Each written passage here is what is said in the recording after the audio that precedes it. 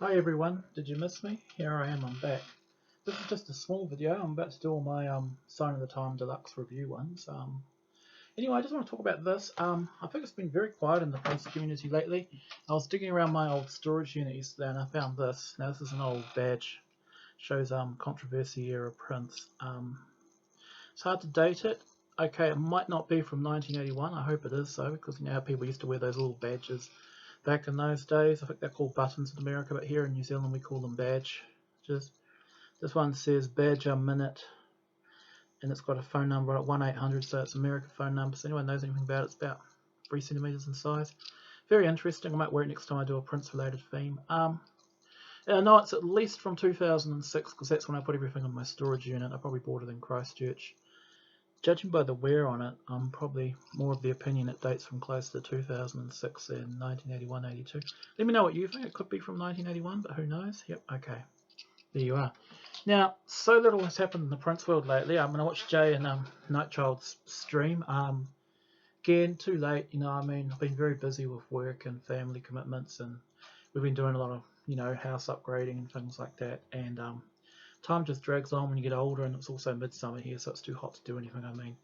Normally I like to shoot these videos during the middle of the day, but now it's like 7 o'clock in the evening because it's been like 30 degrees today, and I know it's not even very hot. You're probably thinking like you probably live in somewhere where it's like 40 degrees all the time, but here in New Zealand, it's like 99% humidity. So 30 degrees feels like 50 degrees, basically, and we're talking Celsius, not Fahrenheit. Get with it, America. But anyway, the only thing I can think of is I bought this magazine 3 years ago, and in the video, I criticised how it gave some pretty low marks for some crucial songs and things. And normally I wouldn't buy the same thing again, but then I noticed this has been sitting in our shop for a couple of months, and essentially it's exactly the same thing, and it's an updated edition. The main reason I bought it is because they have actually done some reviews of, they added another article from 2018, and they've also done some reviews of the posthumous stuff as well, which includes all these releases like Sign of the Time Deluxe. Now, normally I would never buy the same thing again, but it was the same price, $20. As you can see, there's only been very few minor changes in typos and things. And the other thing they've done is you see they've taken out all the ads, basically. But they've also added a couple of articles, like one in 85, basically, talks about the around the world in an era thing. Would have been more useful when I did my family videos.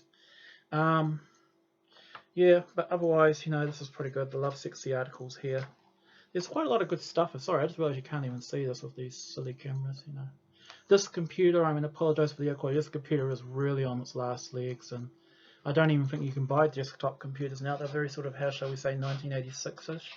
So, who knows where I'll go to from here. I might even end up buying myself a studio. I've got the money and the means, I just don't have the space, unfortunately. I live in a city where even buying a tiny little shoebox costs $2 million, unless you want to live in the ghetto and get robbed every night, basically. So there you are. That's all I want to do there. Probably not really essential buying, but it's the only Prince magazine I've seen in over a month, basically. Other thing I want to talk about too, Jay mentioned about how the tax department's coming after the Prince estate, which really angers me because I've just finished reading another book about Michael Jackson, not a gossipy, stupid one about, how he was a pedophile, because he wasn't. It basically mentioned they tried to come after the Michael Jackson estate for the same shit, and because they've been, and mainly the reason for it is because some of these magazines and trade articles, and even the people running the estates themselves try to say, that these re-release albums have these massive sales, and in reality they actually don't. Sign of the Times Deluxe, read somewhere it sold around about 75,000 copies, which is outstanding, but is that actually for the big box set, or is that just actually like for the 2 and 4 CD re-release packages? Who knows? But basically, what pisses me off about the Prince estate the most is the fact that it's lawyers and rich people running it, just like with the Jackson estate. What I really want to happen, I know I've spoken out against this in the past, but I'm grieving now. I really want Prince's family members to actually get someone's money, especially Tycho, especially and Sharon and some of the others, because these are the people, they live with Prince, they know about Prince.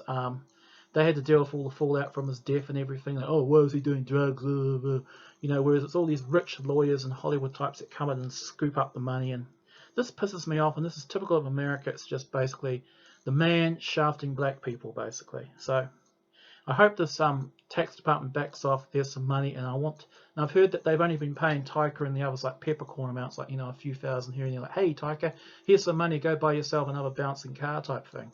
Realistically, I mean, Prince died, he had millions of dollars. I mean, okay, like Michael, he was starting to blow for it with the drugs and the buyouts, but from everything I've read, it seems like Prince was actually probably also squirreling money away and hoarding it. And some of these new releases, yes, okay, I know people are going to go, well, one of those Purple Rain stuff and all these box sets, but what us hardcore fans don't know is they've just been re-releasing the albums remastered, and a lot of the casual fans are going out and buying those. Like, you can buy Sign of the Times. Basically, the one we've got is a Super Deluxe box set, but you get Sign of the Times Deluxe, which is just basically the 2 CDs remastered plus a CD of B-sides, which is, yeah, well, so what? I mean, would it actually kill them to actually just like put all the outtakes as a separate album and the Utrecht one as a separate album? But anyway, those are selling. Not massive, because unfortunately we live in this age of throwaway music. You got garbage like Wet Ass Pussy and anything by Little Sewage Pump and 6ix9ine, whatever that rapper is with all the rainbows and shit in his hair, and then you got that song by Bubba Doobie, which made me laugh. That these group of 20-year-olds going on about how they want to end their lives and they're tired of living, because oh my god, 20 years old, you're so old. I mean, how can you live that long? You must be like the world's oldest person. And I'm like, all this entitled millennial garbage, basically. So there you are. My next videos will be more upbeat, and peace and be wild and happy new year. And let's hope Donald Trump goes, because